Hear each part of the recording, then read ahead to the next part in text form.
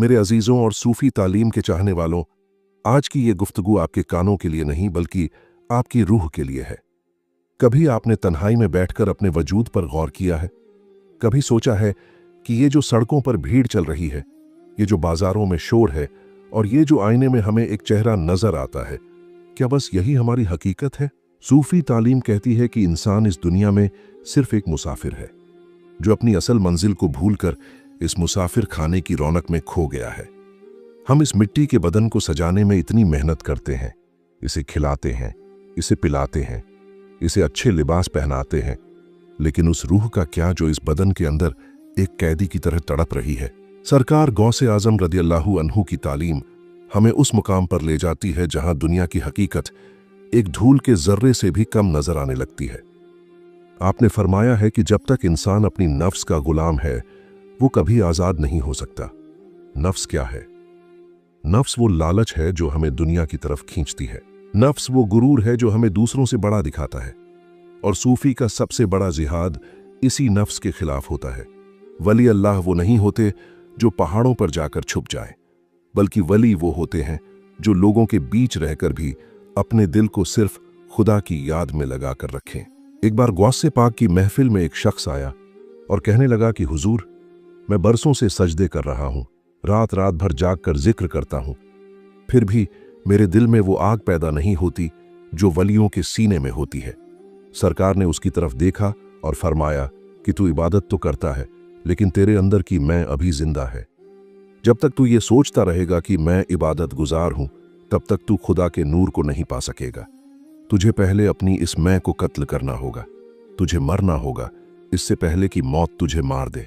अजीजों, ये मौत से पहले मरना ही वो राज है जिसने आम इंसानों को वली बना दिया।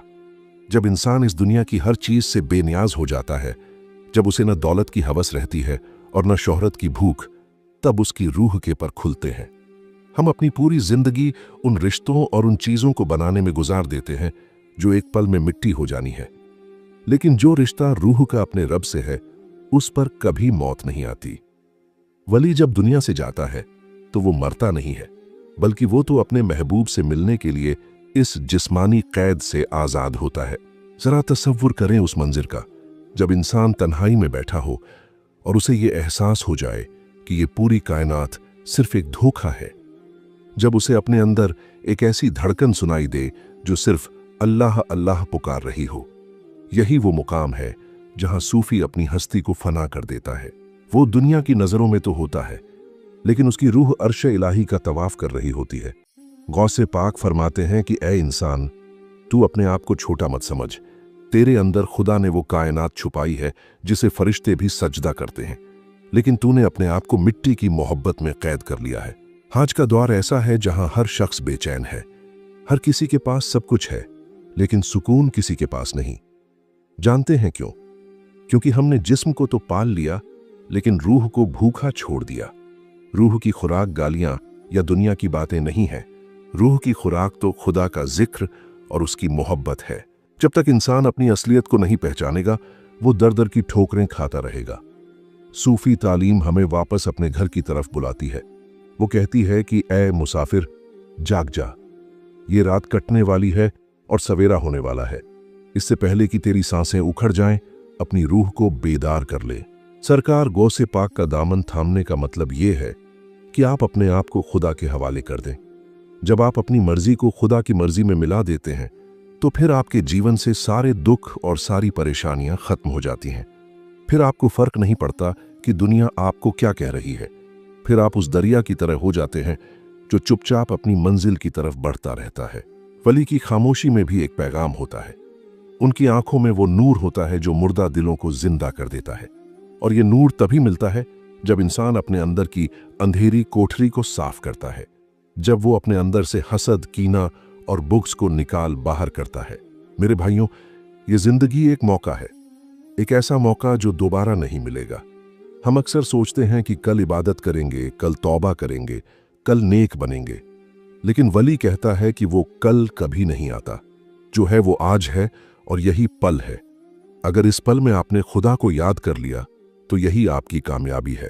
गौसे पाक की तालीम हमें सिखाती है कि अपने हर काम को खुदा के लिए करो, अगर खाओ तो इसलिए कि इबादत की ताकत मिले, अगर सो तो इसलिए कि रूह को सुकून मिले।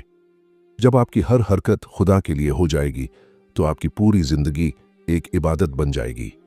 फिर आपको अलग से किसी तस्बीह की जरूरत नहीं रहेगी, क्योंकि आपकी हर सांस एक तस्बीह बन जाएगी। इस नसीहत से हमें बस यही समझना है कि हम कौन हैं और कहां से आए हैं। जब तक ये सवाल हमारे दिल में आग नहीं लगाएगा, हम सूफी तालीम की गहराई को नहीं समझ पाएंगे। अपनी आंखों को बंद करें और अपने अंदर के उस समंदर को देखें जो लहरें मार रहा है। वो समंदर आपको बुला रहा है। वो खुदा की मोहब्बत का समंदर है। उसमें डूब जाने का नाम ही सूफियाना जिंदगी है, और जो इसमें डूब गया समझो वो पार उतर गया। मेरे अजीजों, अभी हमने अपनी हकीकत को पहचाना, लेकिन अब सवाल ये पैदा होता है कि अगर हम रूह हैं तो फिर हम इस दुनिया की जंजीरों में जकड़े हुए क्यों हैं? वो कौन सा पर्दा है जो हमारे और खुदा के बीच खड़ा है? सूफी तालीम में इस पर्दे का नाम है नफ्स। नफ्स एक ऐसा दुश्मन है जो हमारे अंदर ही छुपा बैठा है और हमें हर पल गुमराह करने की कोशिश करता है। ये हमें यकीन दिलाता है कि ये दुनिया हसीन है, ये दौलत काम आएगी, ये रुतबा हमें सुकून देगा। लेकिन हकीकत ये है कि ये सब सिर्फ एक नजर का धोखा है। दूर से पानी दिखता है, मगर करीब जाओ तो सिर्फ रेत और प्यास मिलती है। सरकार गौसे आजम रदियल्लाहु अन्हु फरमाते हैं कि नफ्स एक सरकश घोड़े की तरह है। अगर तुमने इसे लगाम नहीं दी तो ये तुम्हें ऐसी खाई में गिरा देगा जहां से निकलना नामुमकिन होगा। वली अल्लाह वो नहीं जो सिर्फ तस्बीह फिराते रहे। वली वो है जिसने अपने नफ्स को कुचल कर अल्लाह की रजा के सामने सर झुका दिया हो। हम आज नमाजें पढ़ते हैं, हम आज तिलावत करते हैं, लेकिन क्या कभी हमने गौर किया है कि हमारे दिल के अंदर क्या चल रहा है? नमाज के दौरान भी हमारा दिमाग बाजारों में, दुकानों में और दुनिया के कामों में भटका रहता है। ऐसा क्यों है?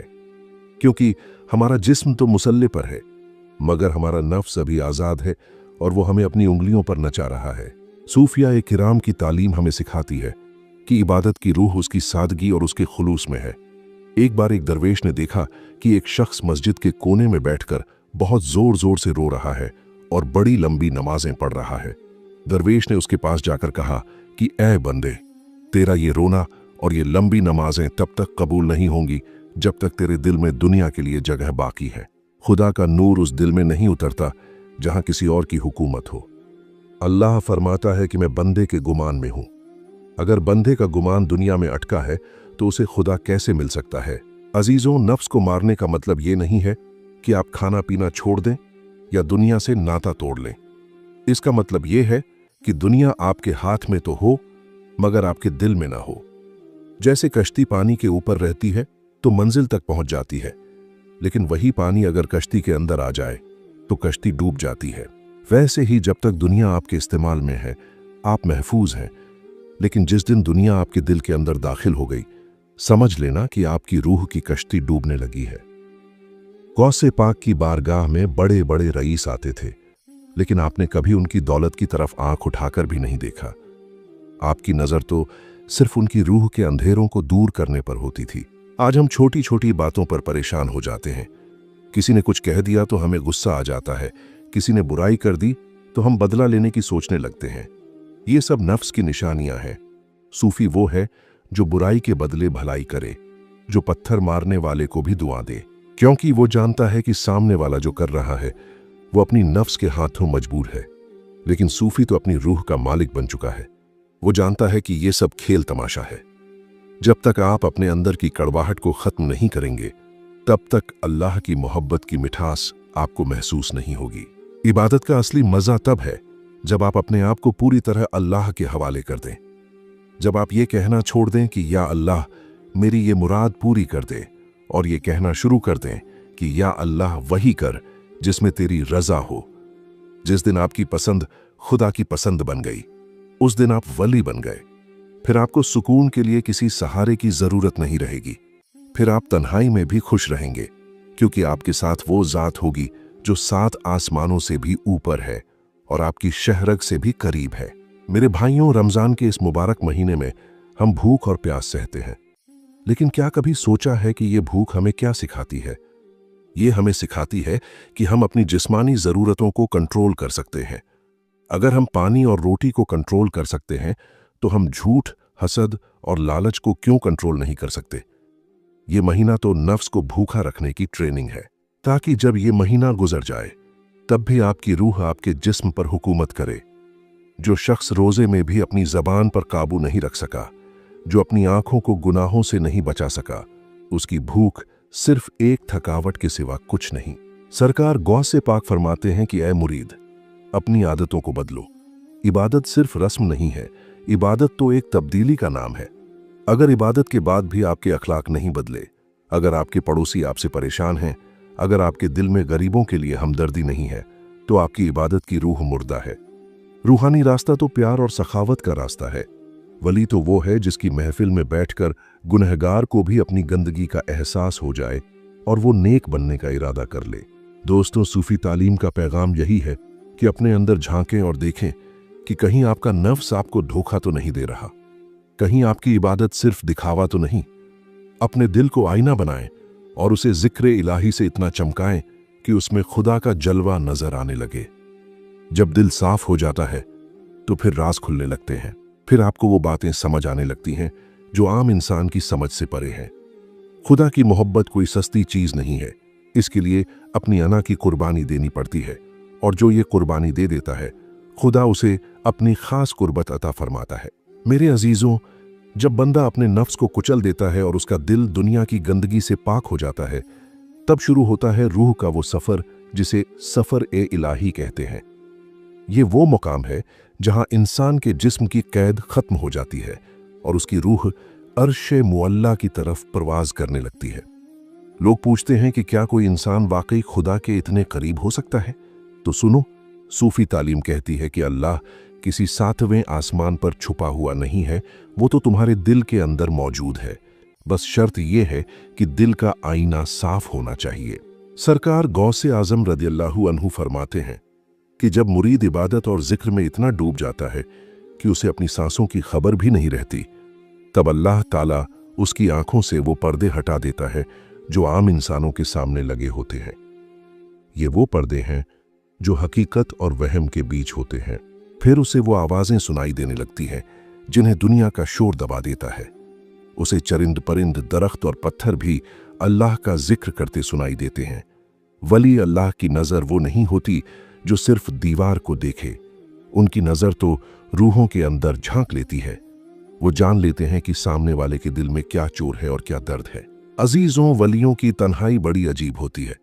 दुनिया को लगता है कि वो अकेले बैठे हैं, लेकिन हकीकत में वो उस महबूब के साथ गुफ्तगू कर रहे होते हैं जिसका जिक्र करते फरिश्ते भी नहीं थकते। सूफिया ए किराम की रातों का मंजर बड़ा रूहानी होता है। जब दुनिया गहरी नींद में सो रही होती है, तब ये अल्लाह के दीवाने मुसल्ले पर गिरकर आंसू बहा रहे होते हैं। वो आंसू किसी दुनियावी नुकसान के लिए नहीं होते, वो तो उस नूर के लिए होते हैं जो उनकी रूह को बेताब रखता है। गौसे पाक फरमाते हैं कि रातों का जागना रूह के लिए वही काम करता है जो सूरज की रोशनी मुरझाए हुए फूलों के लिए करती है। जो रात को जागता है वही दिन को रूहानी रोशनी बांटता है। एक बार एक शख्स ने देखा कि एक अल्लाह के वली वीराने में बैठे अकेले हंस रहे हैं और कभी रोने लगते हैं। उस शख्स ने करीब जाकर पूछा कि हजरत, यहां तो कोई नहीं है, आप किससे बातें कर रहे हैं और क्यों रो रहे हैं? वली ने मुस्कुराकर कहा कि तुम जिसे वीराना समझ रहे हो, यहां तो मेरे महबूब की महफिल सजी है। मैं रोता इसलिए हूं कि मेरी उम्र गुजर गई और मैं उसे पहचान न सका, और हंसता इसलिए हूं कि वो इतना करीम है कि मेरे जैसे अदने से बंदे को भी उसने भुलाया नहीं। यही वो मुकाम है जहां इंसान दुनिया के हर डर से आजाद हो जाता है। उसे न मौत का खौफ रहता है और न गरीबी का गम, क्योंकि उसे वो खजाना मिल गया है जो कभी खत्म नहीं होता। मेरे भाइयों, सूफी तालीम हमें सिखाती है कि जिक्र सिर्फ जबान से नहीं होता। असली जिक्र तो वो है जो इंसान के खून की गर्दिश में शामिल हो जाए। जब आपके दिल की हर धड़कन अल्लाह अल्लाह पुकारने लगे, तो समझ लेना कि अब आपकी रूह परवाज के लिए तैयार है। अर्श पर रूह की परवाज का मतलब ये नहीं कि इंसान आसमान में उड़ता है, बल्कि इसका मतलब ये है कि उसका ख्याल और उसका तसव्वुर खुदा की जात में फना हो जाता है। वो दुनिया में रहकर भी दुनिया से दूर हो जाता है। गौसे पाक की बारगाह में एक बार एक मुरीद ने अर्ज की कि हुजूर, मुझे रूहानी ताकत चाहिए। आपने फरमाया कि ताकत तो खुदा के जिक्र में है, अपनी हस्ती को मिटा दे, फिर देख कि कायनात की हर चीज तेरे सामने सर झुकाएगी। अक्सर लोग करामतों के पीछे भागते हैं, लेकिन सूफी कहता है कि सबसे बड़ी करामत तो इस्तकामत है, यानी हर हाल में खुदा की रजा पर राजी रहना। जब मुसीबत आए तो सब्र करना, और जब खुशी मिले तो शुक्र करना। वली की रूह इतनी ताकतवर होती है कि वो हजारों मील दूर बैठे अपने मुरीद की पुकार सुन लेती है। ये कान की ताकत नहीं है, ये तो रूह की वो लहरें हैं जो वक्त और फासले को खत्म कर देती हैं। सरकार गौसे आजम फरमाते हैं कि मेरा मुरीद अगर मशरिक में हो और मैं मगरिब में, और उसे कोई तकलीफ पहुंचे तो मैं अपना हाथ बढ़ाकर उसकी मदद करूंगा। ये रूहानी ताल्लुक ही तो है जो मौत के बाद भी बना रहता है। आज हम इल्म तो बहुत हासिल कर रहे हैं, बड़ी बड़ी डिग्रियां हमारे पास हैं, लेकिन रूहानी इल्म से हम खाली हैं। रूहानी इल्म वो है जो इंसान को अपनी औकात याद दिलाए, जो इंसान को तवाज़ो सिखाए, जिसके पास जितना ज्यादा नूर आता है वो उतना ही झुक जाता है। जैसे फलों से लदा हुआ पेड़ झुक जाता है, वैसे ही सच्चा सूफी कभी गुरूर नहीं करता। वो तो खुद को गुनाहगारों से भी छोटा समझता है। उसकी इसी आजिज़ी की वजह से खुदा उसे अर्श की सैर कराता है। जब इंसान जमीन पर गिरता है तभी उसकी रूह आसमान की बुलंदियों को छूती है। अजीजों, ये सफर थोड़ा कठिन जरूर है, लेकिन इसकी मंजिल बहुत हसीन है। इस रास्ते में कई इम्तिहान आते हैं। कभी दुनिया आपको दीवाना कहेगी, कभी अपने ही लोग साथ छोड़ देंगे, लेकिन याद रखना कि जिसने खुदा को पा लिया उसने सब कुछ पा लिया। वली अल्लाह की सोहबत में बैठना 100 साल की इबादत से बेहतर है, क्योंकि वो आपकी रूह पर ऐसी चोट करते हैं कि बरसों के जमा हुए गुनाह धुल जाते हैं। उनके पास बैठकर जो सुकून मिलता है वो दुनिया के किसी ऐशो आराम में नहीं। वो आपको आपके असली घर का रास्ता दिखाते हैं। इस नसीहत का निचोड़ यही है कि अपनी रूह को बेदार करो। इस नींद से जागो जिसमें हम गाफिल पर डटे हैं। ये कायनात बोल रही है, ये सितारे, ये चांद, ये सब उस मालिक की गवाही दे रहे हैं। बस हमें अपनी रूह की आंखें खोलने की जरूरत है। जब रूह जाग जाती है तो फिर इंसान को हर चीज में खुदा का जलवा नजर आता है। उसे अपने दुश्मन में भी खुदा का नूर दिखता है और वो उसे माफ कर देता है। यही वो इश्क है जिसने मंसूर को सूली पर चढ़ा दिया और सरमद को दीवाना बना दिया। ये इश्क ही रूह की असली ताकत है। मेरे अजीजों, अब हम उस मुकाम पर आ चुके हैं जहां दुनिया की सारी सरहदें खत्म हो जाती हैं और रूह अपनी हकीकी मंजिल यानी अपने रब के दीदार के करीब पहुंचती है। सूफी तालीम का आखिरी मकसद सिर्फ ये नहीं है कि इंसान वली बन जाए या करामतें दिखाए, बल्कि असली मकसद तो ये है कि जब इंसान इस दुनिया से रुखसत हो तो उसका दिल आईने की तरह साफ हो और उस पर खुदा की मोहब्बत की मुहर लगी हो। हम पूरी जिंदगी इस फिक्र में गुजार देते हैं कि हमारा घर कैसा होगा, हमारी शोहरत कैसी होगी, लेकिन वली हर लम्हे इस फिक्र में रहता है कि उसका खात्मा कैसा होगा।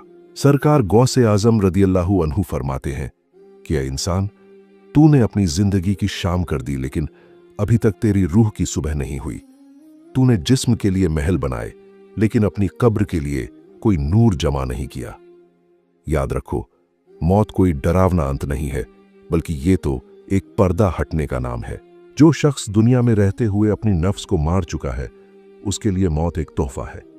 उसे मौत के वक्त फरिश्ते डराने नहीं आते, बल्कि वो तो जन्नत की खुशबुएं लेकर उसका इस्तकबाल करने आते हैं। वली के लिए मौत का मतलब है अपने महबूब से हमेशा हमेशा के लिए मिल जाना। अक्सर लोग पूछते हैं कि मेरे भाई, हम तो गुनहगार हैं, हम तो दुनिया के कामों में फंसे हुए हैं, क्या हमें भी ये रूहानी सुकून मिल सकता है? तो मेरे अजीजों, अल्लाह की रहमत का दरिया बहुत बड़ा है। वो तो एक आंसू के बदले उम्र भर के गुनाह माफ कर देता है। बस शर्त यह है कि तौबा सच्ची हो और इरादा पक्का हो। सूफी तालीम हमें मायूसी से निकालकर उम्मीद के रास्ते पर लाती है। गौसे पाक की बारगाह से कभी कोई खाली नहीं गया। आपने तो डाकुओं को वली बना दिया, आपने तो मुर्दा दिलों को अपनी एक नजर से जिंदा कर दिया। आज भी अगर कोई सच्चे दिल से आपकी तालीमात पर अमल करे तो उसकी जिंदगी का अंधेरा दूर हो सकता है।